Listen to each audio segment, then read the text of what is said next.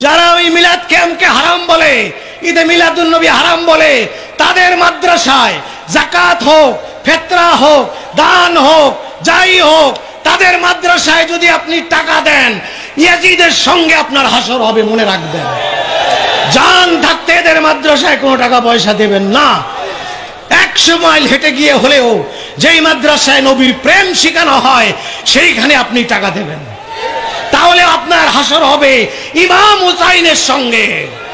আমরা হুসাইনি মুসলমান, আমরা ইয়াজিদি মুসলমান না, আমরা হুসাইনি মুসলমান।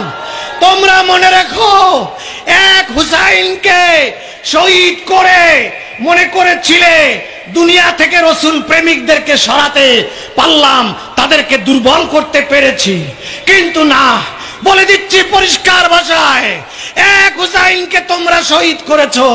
গোটা বাংলার প্রত্যেকটা রসুল প্রেমিকের কলিজায় একজন করে জীবিত হুসাইন মওজুদ আছে। আমরা তার সঙ্গে চলবো।